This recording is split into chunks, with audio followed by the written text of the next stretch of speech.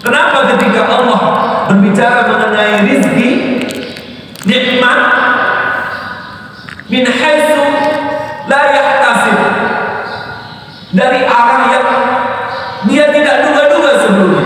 Siapa orang yang bertakwa kepada Allah, Allah berikan rizki dari arah yang tidak dia duga-duga sebelumnya.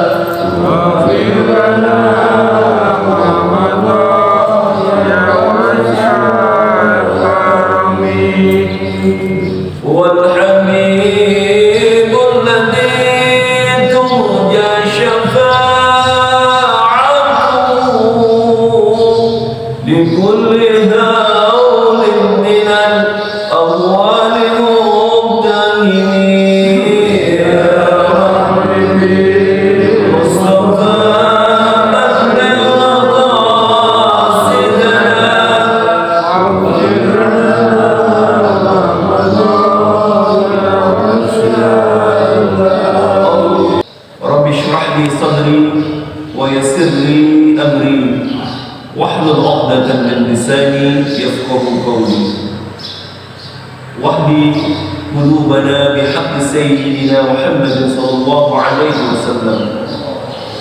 Allahumma inna nas'aluka al-futuh wal munuh wal rusuh wa taubatan nasuh wa salahal jasad wal ruh. Hadirin sekalian yang dirahmati Allah, kita panjatkan syukur kita kepada Allah pagi yang berkah ini. Alhamdulillah, Allah berikan kita begitu banyak kenikmatan, nikmat hidayah yang paling luar biasa, sehingganya kita mampu melangkahkan kaki kita memakmurkan masjid yang sangat kita cintai. Salawat dan salam semoga Allah curahkan kepada uswah dan qudwah hasanah kita, baginda Rasulullah Muhammad sallallahu alaihi wasallam, kepada seluruh keluarga beliau, para sahabat-sahabat beliau. Semoga salawat dan salam Allah mencurahkan pula bagi kita selaku umatnya. Amin ya rabbal alamin. Kita berada di penghujung, masih ada 2 ayat surah Al-Qalam. Sebelumnya saya mereview dari apa yang sudah kita bahas pertemuan yang lalu, bahwa Allah Subhanahu wa ta'ala selalu mengingatkan, terutama kepada Rasulullah sallallahu alaihi wasallam, mengingatkan bahwa memiliki sifat sabar, terutama sabar di dalam menjalankan perintah Allah, meninggalkan larangan-larangan Allah, sabar di dalam mengajak kepada kebaikan, sabar di dalam menegakkan amal ma'ruf nahi munkar. Allah Subhanahu wa ta'ala mentarbiyahkan Rasulullah sallallahu alaihi wasallam tentang nabi-nabi sebelum beliau. Semua para nabi itu merasakan konsekuensi dari berdakwah, dihujat, dicaci maki, dicemooh, dibilang gila dan sebagainya. Itu memang sudah menjadi sunnatullah, bagian dari konsekuensi orang berdakwah menegakkan kebenaran seperti ini. Maka Allah menguatkan hatinya Rasulullah untuk terus bersabar. Jangan takut. Jangan seperti as-sahibul haud, cerita Nabi Allah Nuh alaihi salam, yang akhirnya karena ketidaksabarannya dia meninggalkan dakwahnya, yang akhirnya di penghujung cerita itu dia bertaubat kepada Allah dengan mengatakan la ilaha illa anta subhanaka inni kuntu minadh dhalimin. Hadirin sekalian yang dirahmati Allah, bagi kita sabar itu sangat kita butuhkan. Kalau dalam apa kata mutiara Arab, as-sabru kas-sidr, sabar itu kayak jadam, pahit. Apa sih sabar itu? Sabar itu adalah menekan segala hawa nafsu kita untuk mendapatkan kebaikan-kebaikan. Pernah saya sampaikan bahwa tidak selalu sabar itu yang berkaitan dengan musibah, dengan bencana, dengan ujian-ujian. Tapi juga sabar ada dalam bentuk kesenangan, sabar di dalam menekan hawa nafsu kita. Sebagai contoh misalnya, seseorang yang memiliki harta yang sangat banyak, yang dengan hartanya dia bisa melakukan apa saja, membeli apa saja yang dia suka, tetapi dia sabar untuk tidak memperturutkan hawa nafsunya. Nah, makanya kemarin dari apa yang kita bahas, ini menjadi pertanyaan pada diri kita. Apakah segala yang Allah datangkan kepada kita, karunia dan nikmat yang Allah berikan kepada kita, itu betul-betul menjadi nikmat atau bisa menjadi istidraj? Itu akan terlihat dari bagaimana kita mempergunakan nikmat yang Allah berikan. Akan terlihat apakah kita termasuk orang yang diberikan karunia oleh Allah, nikmat oleh Allah, atau apa yang Allah datangkan hanya sebatas istidraj bagi kita. Itu akan terlihat pada sikap kita. Ketika Allah memberikan kita kecukupan, kesehatan, keluasan rezeki, kemudian kesehatan itu kita gunakan untuk ibadah, keluasan rezeki kita gunakan di jalan Allah sesuai dengan kehendak dan keinginannya Allah Subhanahu wa taala, itu sebuah indikasi bahwa Allah memang memberikan nikmatnya kepada kita. Tapi manakala ketika Allah beri kita sehat, diberikan kesenangan, keluasan rezeki, kehidupan yang semakin luar biasa baiknya, kehidupannya semakin meningkat, ekonominya semakin bagus, jabatannya semakin meningkat, tetapi semakin ia mendapatkan segala kesenangan-kesenangan ini, semuanya itu digunakan untuk bermaksiat kepada Allah. Itulah indikasi bahwa apa yang Allah datangkan kepadanya merupakan istidraj. Tinggal kita bermuhasabah kepada diri kita sendiri. Apakah selama ini segala karunia nikmat yang Allah berikan kepadaku menjadi nikmat atau menjadi istidraj? Hadirin sekalian yang dirahmati Allah Subhanahu wa taala. Dan saya review sebelumnya bahwa hati-hati dengan istidraj ini. Kata Allah, wa nastadrijuhum min haitsu la ya'lamun. Coba bandingkan dengan wa may yattaqillaha yaj'al lahu makhraja wa may yattaqillaha yarzuqhu min haitsu la yahtasib. Ada kata-kata sama haitsu. Kalau dalam bentuk rizki, nikmat yang betul-betul Allah berikan kepada kita, min haitsu la yahtasib. Tapi kalau istidraj itu min haitsu la ya'lamun. Coba perhatikan ini. Kenapa ketika Allah berbicara mengenai rizki, nikmat, min haitsu la yahtasib, dari arah yang dia tidak duga-duga sebelumnya. Siapa orang yang bertakwa kepada Allah, Allah berikan rezeki dari arah yang tidak dia duga-duga sebelumnya. Saya mau tahu, tanya, kalau kita dapat rezeki, mana bahagia? Dari arah yang kita nggak tahu, apa dari arah yang nggak diduga-duga? Tiba-tiba kita nggak nyangka. Ada orang yang kasih amplop, ada orang yang kasih rizki, ada orang bersilaturahim ke rumah, ada orang.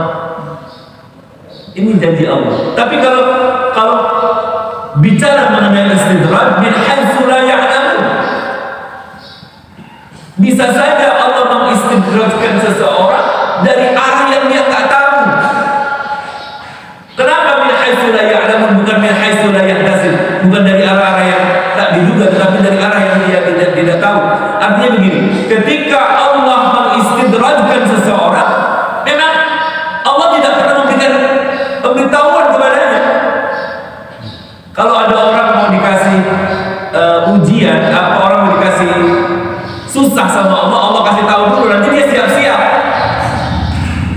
Tapi kalau orang nggak tahu sebelumnya, memang kan istidraj itu kan artinya darajat. Allah tinggikan, terus dia nggak tahu. Dia menyangka bahwa terus sehat, terus maju, terus meningkat. Dia mengira bahwa Allah sedang mendatangkan nikmat dan keberkahan kepadanya. Dia nggak tahu, padahal itu istidraj dari Allah. Min haitsu la ya'lamun, dia nggak tahu terus. Yang pada akhirnya dia semakin jauh dari Allah, semakin malas ibadahnya, semakin maksiat. Nanti pada suatu saatnya wa umli lahu, biarin, kata Allah, inna kaidi matin, karena serencanaku itu akan sangat kuat, kata Allah. Kapan di saatnya Allah akan semakin tinggi orang, dia jatuh semakin sakit rasanya. Kalau orang jatuh nggak tinggi kan biasa aja, tapi kalau sudah semakin tinggi, saat paling tinggi itulah nanti akan diistidrajkan, akan dijatuhkan oleh Allah, biar dia merasakan bagaimana sakitnya. Na'udzubillah summa na'udzubillah. Itu kemarin cerita tentang support Allah kepada Rasulullah SAW. Jadi nggak usah marah, nggak usah ngambek, digila-gila dan sebagainya. Innaka la majnun, kamu gila wahai Muhammad. Oke, kita lanjut.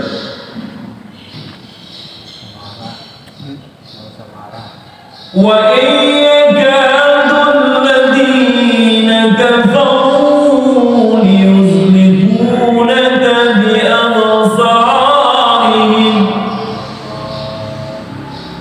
lamma sami'u dhikra wa yaquluna innahu lamajnun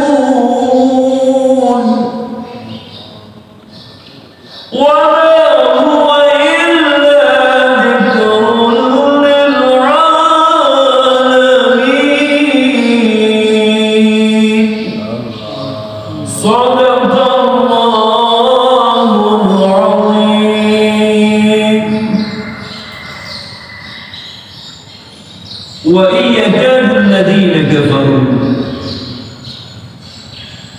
dan sungguh kada itu artinya hampir-hampir. Kada fakru ayyakuna kufran, hampir saja orang susah bisa jadi kafir. Dan sungguh hampir saja berarti nggak sampai gitu ya, baru hampir. Miring lah. Gitu. Maris. Alladzina kafaru, siapa yang hampir saja? Orang-orang kafir. Orang-orang yang sangat benci kepada Rasulullah. Yaitu kalau dalam cerita ayat ini siapa?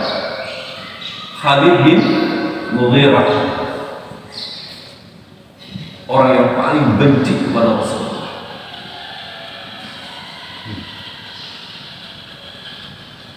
Hampir saja mereka orang-orang kafir itu la yuzlikunaka, la yuz, lamnya lam taukid,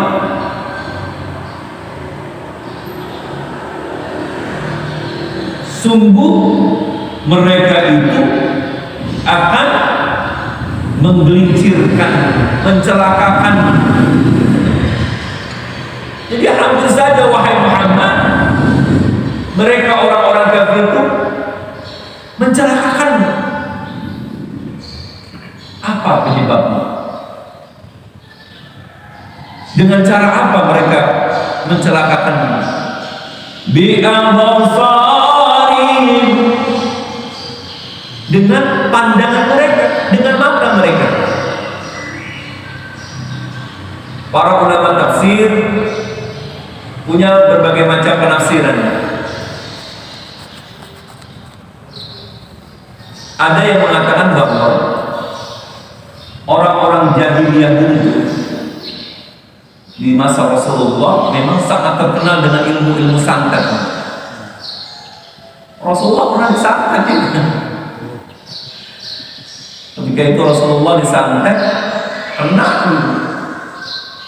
Akhirnya diajarkan oleh Allah membaca qul huwallahu ahad, qul a'udzu birabbil falaq, qul a'udzu birabbin nas, semua jumlahnya 11 ayat, karena Rasulullah itu disantet dengan simpul-simpul, 11 simpul. Nah, orang-orang dulu tuh di masa Rasulullah itu, orang jahiliyah itu memang terkenal dengan ilmu santetnya. Emang diapain aja kagak kena Muhammad gitu kan? Dia bikin jengkel aja, orang diapain dulunya ya? Nah, salah satu cara mereka mencelakakan Rasulullah itu bi'absarihim, dengan mata mereka. Jadi ketika Rasulullah melihat mata mereka itu, disitulah makanya dalam satu riwayat dijelaskan banyak, salah satu penyebab orang mati itu dengan penglihatan, dengan matanya. Ketika itu maka diajarkan oleh Rasulullah untuk kita menjaga kalau seandainya ada orang-orang yang berniat jahat dengan pandangannya. Bila Masya Allah la hawla wa la quwwata illa billah, Allahumma salli ala Muhammad. Jika ada orang ingin berbuat jahat kepada kita dengan pandangannya, bisa saja. Masya Allah la hawla wa la quwwata illa billah, Allahumma salli ala Muhammad. Kalau habis datang orang begini. Tapi nggak ada lah, insya Allah di daerah sini nggak ada. Ini dulu di zaman Rasulullah, zaman jahiliyah. Ada yang menafsirkan seperti itu. Ada pula mufassir yang mengartikan liyuzlikunaka bi'absarihim, mencelakakanmu dengan pandangan mereka itu. Lamma sami'u, ketika mereka mendengar. Jadi ketika Rasulullah SAW membaca ayat-ayat suci Al-Quran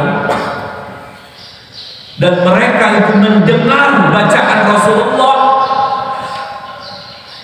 hampir saja mereka itu ingin membinasakan Rasulullah dengan amarahnya, dengan emosinya, sehingga matanya itu, pandangannya itu sampai melotot luar biasa dengan penuh emosi gitu. Jadi ketika Rasulullah, mereka mendengar bacaan ayat Al-Quran yang Rasulullah bacakan, mengajak kebenaran kepada mereka, bukan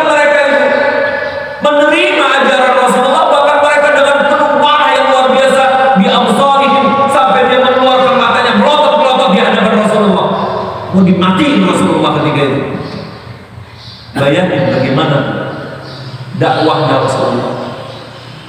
Alhamdulillah, saya nggak pernah ceramah itu sampai dipotong orang itu goblok-goblok, bego banget, goblok, gila lu, nggak pernah. Alhamdulillah. Dan saya nggak mau tuh digila-gilain orang, gila lu, gila. Rasulullah merasakannya ketika Rasulullah membacakan ayat-ayat Allah dan mereka mendengarnya, karena Allah tutup hati mereka. Karena kebencian yang luar biasa kepada Rasulullah, dia sudah tidak melihat kebenaran apa yang disampaikan oleh Rasulullah, karena memang awalnya benci sama Rasulullah. Orang kalau udah benci susah banget. Kalau orang udah benci susah. Kata Imam Syafi'i, wa 'ainul ridha an kulli 'aibin kalil. Kalau orang mandang kita dengan penuh kecintaan, pokoknya semua aib kita hilang deh. Yang adanya bagus saja. Sama halnya seperti orang memandang kita dengan mata kebencian. Yang ada tuh jelek kan. Ya makanya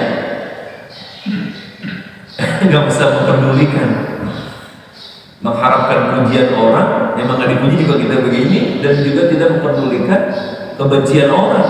Dengan kebenciannya juga tidak merugikan kita. Rasulullah SAW merasakan seperti itu. Banyak yang benci kepada Rasulullah karena bukan Rasulullah, bukan dia jahat, tapi mereka nggak suka. Terus bi absarihim lamma sami'u dzikra, ketika mereka mendengarkan al-dzikra ay al-Qur'anul Karim. Apa yang mereka katakan? Wa yaquluna innahu la majnun. Mereka mengatakan sesungguhnya Muhammad itu emang betul-betul stres, Muhammad bego, Muhammad gila. Itu disebut pada ayat awal, innaka la majnun, kamu bukan orang gila. Kenapa? Karena memang mereka menganggap Rasulullah gila. Mereka mengatakan bahwa Al-Quran itu kan apa namanya, syair-syair, apa syi'ra wa ma yanbaghi lahu, Al-Quran itu in huwa illa dzikrun, dalam surah Yasin ada kan, wa ma nu'allimu syi'ra wa ma yanbaghi lahu in huwa illa dzikrun wa qur'anun mubin liyundhira man kana hayya.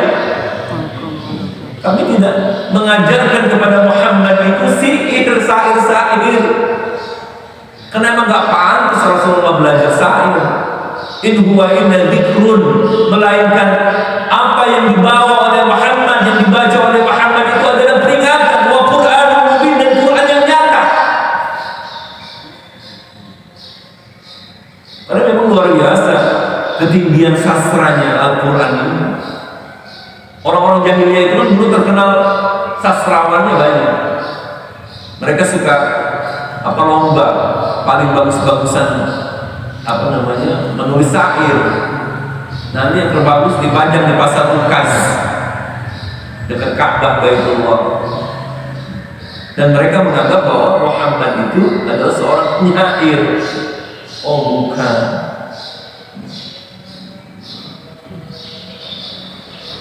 Kemudian jawab oleh Allah, wa ma huwa illa dzikrun lil alamin.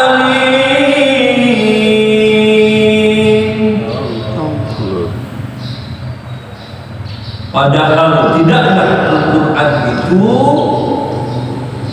illa, melainkan dzikrun, sebagai peringatan, sebagai pengingat buat siapa? Lil alamin, seluruh alam semesta ini. Di Al-Quran itu bukan hanya saja berlaku untuk orang-orang muslim, tetapi ayat-ayat Allah yang ada di dalam Al-Quran itu sebagai peringatan seluruh ada di dunia.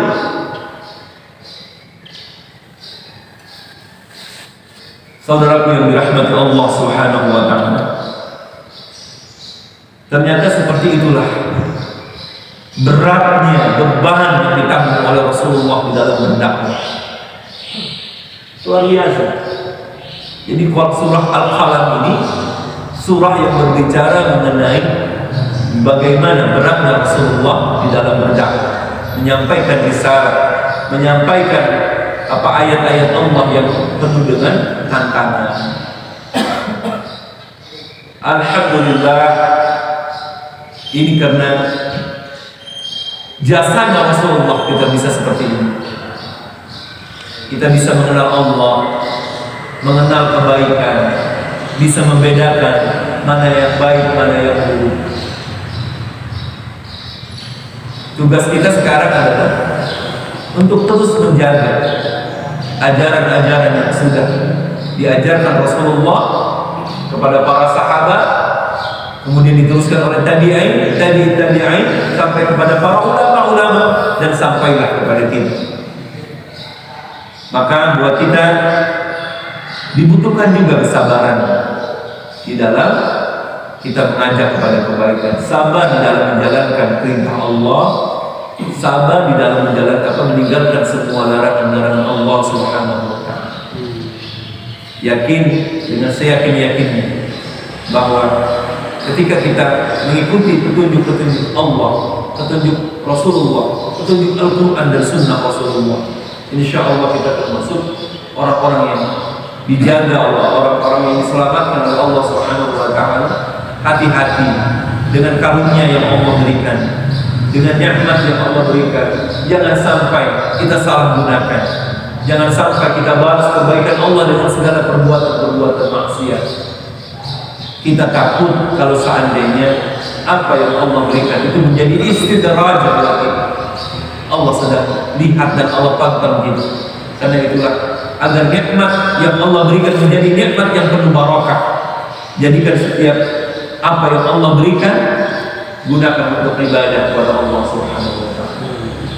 Barangkali ini selesai hari ini pembahasan kita dari surah Al-Qalam. Besok berikutnya adalah surah Al-Haqqah. Iya betul ya, Al-Haqqah wa ma adraka mal Haqqah. Mudah-mudahan ada manfaatnya. Ada yang perlu dibahas?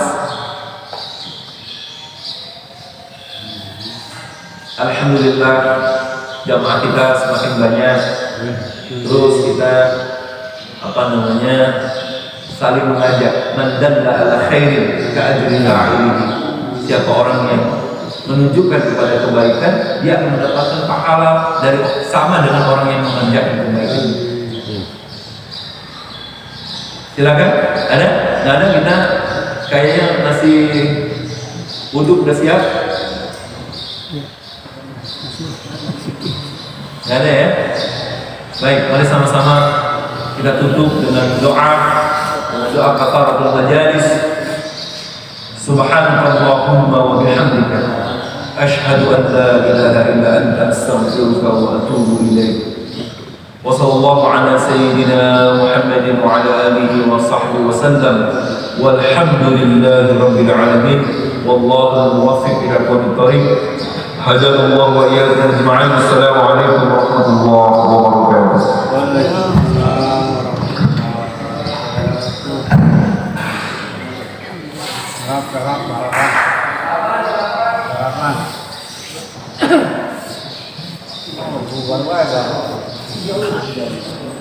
Bukan